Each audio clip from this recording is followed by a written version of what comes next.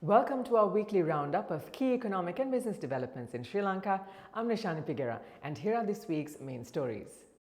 Revenue increase and streamlining expenses main focus in 2024 budget. Sri Lankan economy to grow 1.8% next year. Tourist arrivals continue strong growth. The budget took center stage this week. On Monday, President Ranil in his capacity as the Minister of Finance, presented the budget for 2024. Expenditure is forecast at 7 trillion rupees, with the revenue estimated at 4 trillion, resulting in a deficit of 2.9 trillion rupees. The deficit is up 19% from the estimate of 2023 and amounts to 9.1% of GDP.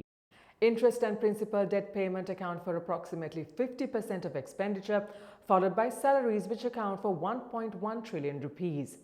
The President announced an increase to the borrowing limit from 3.9 trillion rupees to 7.35 trillion. 3 trillion is allocated for external debt restructuring and 450 billion rupees for recapitalization of banks. Taxes on domestic goods and services is to generate 2.2 trillion rupees, or 53%, following the increase of VAT from 15 to 18% from January, while 1 trillion rupees is to come from taxes on income and profit. Other noteworthy proposals included an SME concessionary loan scheme of 30 billion rupees, while state employees' cost of living allowance was increased by 10,000 rupees. 20% of shares of People's Bank and Bank of Ceylon proposed for strategic investors or the public, and a taxpayer identification number was made mandatory for transactions such as opening bank accounts, building plan approvals, and registering motor vehicles, among others. According to Shehan Semasinga, State Minister of Finance, Sri Lankan economy is estimated to grow 1.8% in 2024, noting the government's commitment to fostering a robust economy with a special focus on developing small and medium enterprises as a part of this overarching objective. He also added that presently the government's focus lies on meeting the primary requisites of state revenue, managing state expenditures, and addressing a budget deficit of 2.9 trillion rupees.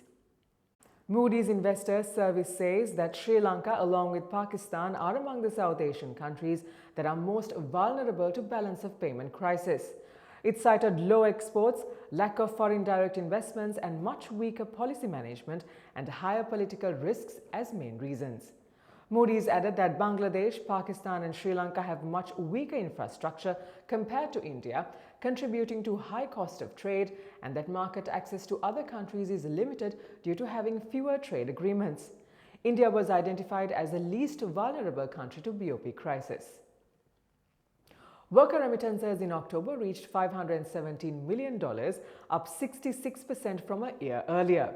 This brought the year-to-date figure to $4.8 billion. According to Manusha Nanayakkara, Minister of Labour and Foreign Employment, in 2023 there were just over 250,000 registrations for foreign employment.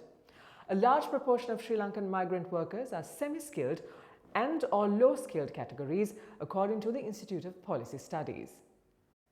According to the Department of Commerce, South Korea has expressed interest in establishing factories for at least 80 different industries in Sri Lanka. This is to focus on the production of electronic equipment and automotive spare parts.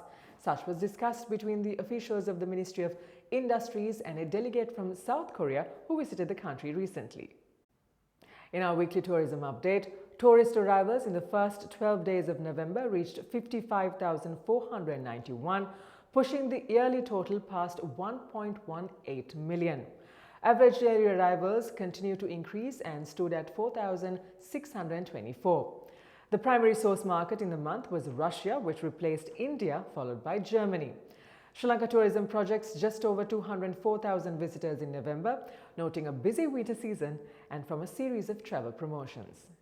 And now let's take a look at the weekly movement of the All Share Price Index and the S&P SL 20 Index at the Colombo Stock Exchange.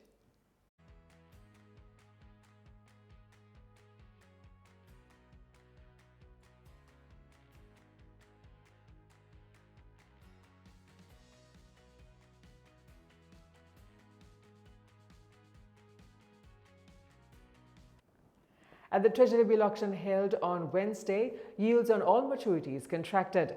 Bids amounting to 285 billion were received, of which 175 billion rupees were accepted. The Sri Lankan rupee was steady against the dollar this week, with the central bank's indicative mid-spot rate ranging around 327 to 328 rupees.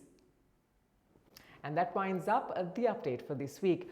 Do subscribe to our YouTube channel at the link below for regular updates on economic and business developments in Sri Lanka. Until we see you again next week, thank you for watching. Stay safe.